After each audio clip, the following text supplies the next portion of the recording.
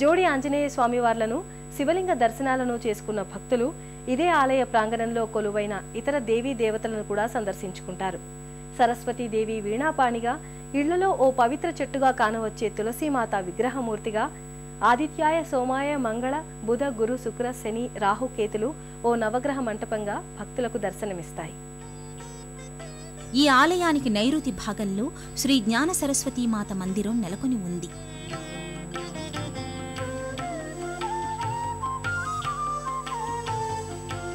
మనోహర రూపంతో పసుపు ఛాయలో వీణాపాణి భక్తులను కటాక్షిస్తుంటుంది.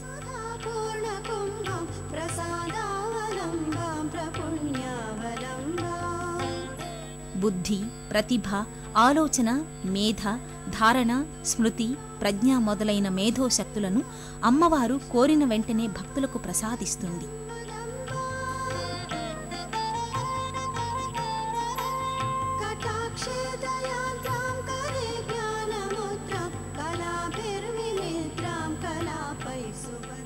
విశేష సందర్భాలలో ఈ ఆలయంలో పిల్లలకు అన్నప్రాసనలు, అక్షరాభ్యాసాలు జరుపుకుంటుంటారు.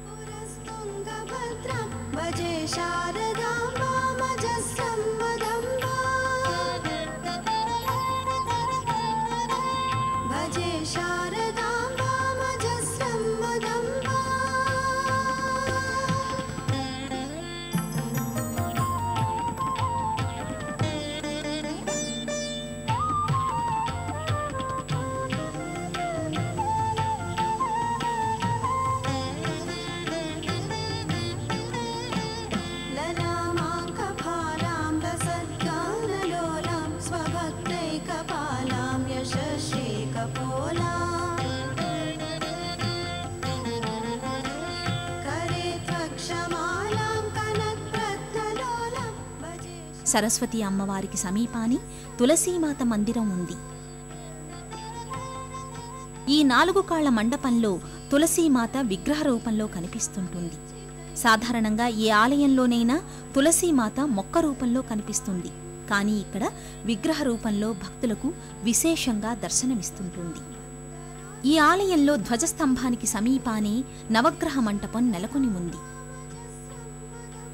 ఆదిత్యాయ చ సోమాయ మంగళాయ బుధాయ చ గురు శుక్ర శనిభ్యశ్చ రాహవే కేతవే నమః అంటూ భక్తులు ప్రదక్షిణలు చేసి హారతిని కళ్ళకత్తుకుంటారు.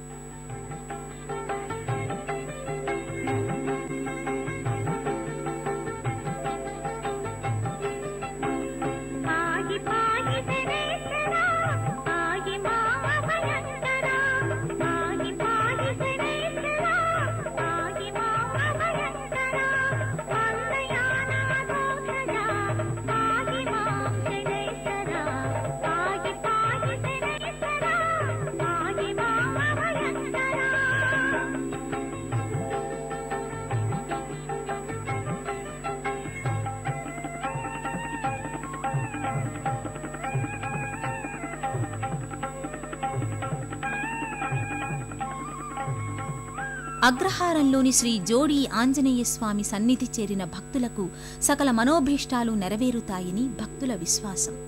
నమ్మి కొలిచిన వారి పాలిట కొంగు బంగారం హనుమంతుడు. నియమబద్ధంగా మండలం పాటు అంటే 40 రోజుల పాటు హనుమాన్ చాలీసా పఠిస్తూ ప్రదక్షిణలను ఈ స్వామి ఆలయం చుట్టూ చేస్తే సమస్త కార్యాలు సిద్ధిస్తాయని చెబుతారు. మానసిక రుగ్మతల్ని, దుష్టగ్రహ బాధల్ని, దీర్ఘరోగాలను ఈ స్వామి నివారిస్తాడని ప్రగాఢ నమ్మకం.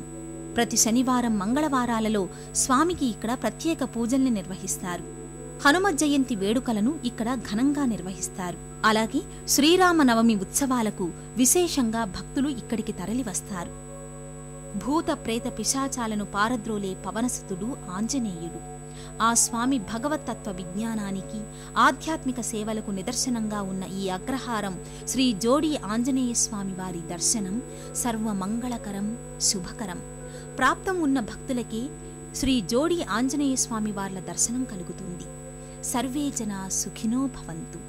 పిలిచిన పలికే దైవం, కోరినంతనే వరాలిచ్చే కొండంత దేవరగా ఆంజనేయుడు సుప్రసిద్ధుడు. రుద్రాంశ సంభూతుడిగా, అష్టమూర్తులలో ఒకడిగా స్వామి తన భక్తులకు అభయానందాల్ని అనుగ్రహిస్తున్నాడు. ఆ స్వామిని కనులారా దర్శించుకున్న భక్తులు నోరారా పలికిన వారి మనోభావాలను ఇప్పుడు విందాం. ప్రతి ఉదయం సుప్రభాత సేవ నుండి మహాన్యాసపూర్వక ఏకాదశి రుద్రాభిషేకాలు, లలిత సహస్రనామార్చనతో ప్రతినిత్యం కూడా సాయంకాలంలో చతుషష్ఠి పూజ 64 కళలతోని ప్రతిరోజు కూడా 9 రోజులు పొద్దున సాయంత్రం ఉత్సవములు జరపబడును. జోడాంజనేయ స్వామి దేవాలయం ఇది. వీరాంజనేయ స్వామి, ప్రసన్నాంజనేయ స్వామి ఈ అరుదుగా కనబడుతుంది. ఎక్కడ లేదు ఈ దేవాలయం ఇటువంటిది. హనుమాన్ జయంతి కూడా ఇక్కడ బాగా బ్రహ్మాండంగా జరుగుతున్నది.